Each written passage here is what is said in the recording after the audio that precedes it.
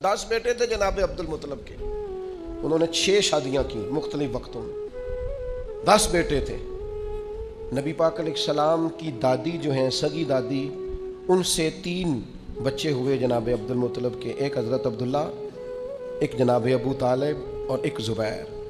یہ 3 بچے، یہ سگے 2 چچا ہیں، باقی بھی چچا ہیں، ابو لہب بھی ہیں، دیگر بھی ہیں، جناب عباس بھی ہیں، لیکن یہ 2 سگے بھائی ہیں، ابو طالب اور زبیر، حضرت عبداللہ رضی اللہ تعالیٰ عنہ کے۔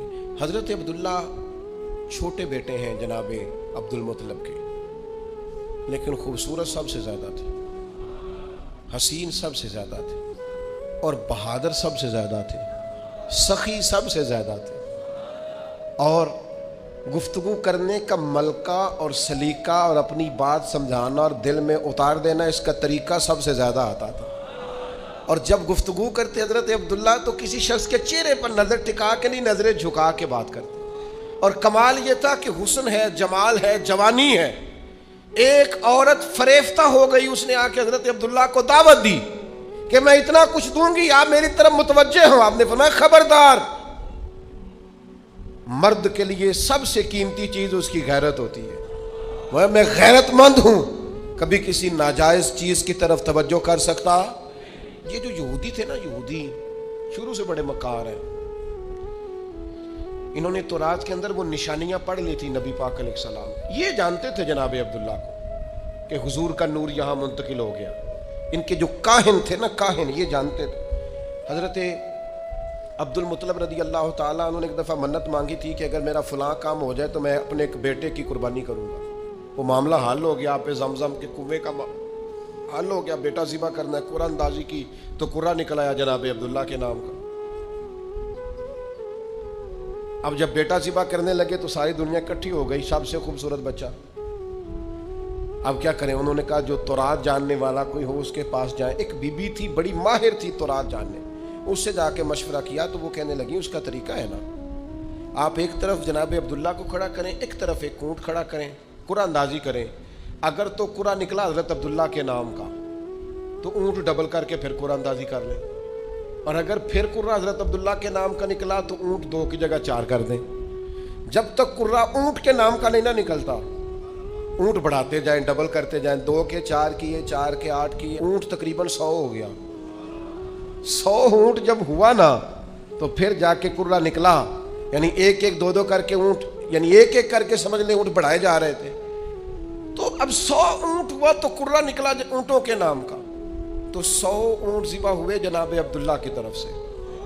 اس وقت سے طے ہو گیا، عربوں میں کسی کا خون بہا دینا ہو، کسی شخص کے انتقال پر دیت دینی ہو، جرمانہ تو 100 اونٹ ہے۔ اور یہ اس طرح طے ہوا کہ اسے نبی پاک نے بھی قائم رکھا ہے صلی اللہ تعالی علیہ وسلم۔ ایک شخص نے آ کے حضور سے کہا تھا آپ 2 ذبیحوں کے بیٹے ہیں، تو حضور مسکرائے۔ تو پوچھنے والوں نے پوچھا حضور 2 ذبیح کون سے؟ فرمایا ایک جناب اسماعیل اور ایک میرے والد جناب عبداللہ۔ ان کے لیے دمبا آ گیا تھا، گویا ان کے لیے 100 اونٹ بن گئے تھے، لیکن دونوں اللہ کے راستے میں قربان ہونے کو تیار۔ وہ چونکہ جانتے تھے یہودی، یہ ساری باتیں مشہور ہو گئی، ان کا حسن بھی، جمال بھی، خوبصورتی بھی، اور پھر 100 اونٹ ان کی طرف سے ذبح ہوئے، یہ ساری باتیں بھی جب معروف ہو گئیں، تب یہودی جو تھے وہ چاہتے نہیں تھے معاذ اللہ ثم معاذ اللہ کہ نبوت ادھر جائے۔ وہ تو اتنا جانتے تھے حضور کو کہ قرآن کہتا ہے یعرفونہ کما یعرفون ابناءہم، وہ تو محبوب آپ کو اس طرح جانتے ہیں جس طرح بندہ اپنے بیٹوں کو جانتا ہے۔ یعنی 2 بچے جڑواں ہوں تو کوئی اور پہچانے نہ پہچانے، ماں باپ پہچان لیتے ہیں، یہ تو اس طرح جانتے ہیں جس طرح اپنے بیٹوں کو جانتے۔ تو ایک دن وہ اکٹھے ہو کے جناب عبداللہ کو شہید کرنے کی غرض سے آئے۔ ایک جنگل میں آپ تشریف فرما تھے، واپس آ رہے تھے تو وہ شہید کرنے آ گیا یہودی، قربان جائیں۔ اللہ تعالیٰ نے ایک نورانی مخلوق بھیجی آسمان سے، جنہوں نے انہیں مار بھگایا۔ جب وہ مار کے بھگا رہے تھے نا تو نبی پاک کے نانا جان حضرت آمنہ رضی اللہ تعالیٰ عنہ کے والد یہ منظر دیکھ رہے تھے۔ ان کی بیٹی بھی اس دور کی بیٹیوں میں سب سے زیادہ حسین، سب سے زیادہ پاک باز، اخلاق میں سب سے زیادہ اعلیٰ، اپنا مزاج حضرت ابراہیم علیہ السلام کی شریعت پر ہے، چونکہ نبی پاک کے والدین ملت ابراہیم پر ہے، اس طریقے پر عبادت، ریاضت، بت پرستی سے، شرک سے، کفر سے پاک، وہ بھی بڑی پاکیزہ تھی اور بڑی دنیا چاہتی تھی رشتہ ہو جائے. تو یہ منظر دیکھ کر حضرت آمنہ کے والد کہنے لگے لو بھائی مجھے تو رشتہ مل گیا ہے. انہوں نے جا کے کسی طریقے سے حضرت عبد المطلب کو پیغام بھیجا. جناب عبد المطلب بھی جانتے تھے کہ بڑی شانوں والی بیٹی ہے. اللہ نے موقع بنایا, یہ نکاح ہو گیا, اور پھر امی بن کر امانت آمنہ کی گود میں آئی. یہ حسین نونہال نبی کریم علیہ السلام جناب آمنہ کی گود میں آئے, اور کسی پکارنے والے نے کہا ہو درود تجھ پہ بھی آمنہ, ہو درود تجھ پہ بھی. میں ضد نہیں کیا کرتا پر میرا دل کرتا ہے ہم سارے حضور کی والدہ پر درود کہیں. میرا دل کرتا ہے, میری خواہش ہے. بولیے ذرا, ہو درود تجھ پہ بھی, ہو درود تجھ پہ بھی, تیرے لال پر بھی سلام ہو. تیری گود کتنی حسین ہے, ملا جس کو ماہ تمام ہے. ہو درود تجھ پہ بھی آمنہ, تیرے لال پر بھی سلام ہو. قربان جائیں حضرت آمنہ کی گود میں. اور ابھی نبی پاک والدہ کے شکم نور میں ہی تھے کہ جناب عبداللہ تجارت کرنے کے لیے گئے. آپ کے والد, بعد نے لکھا ہے آپ کے ننہال تھے, بعد نے لکھا ہے آپ کے والد کے جناب عبد المطلب کے ننہال تھے مدینے میں. وہاں واپسی پہ جناب عبداللہ کا وصال ہو گیا, بخار ہوا, انتقال ہو گیا.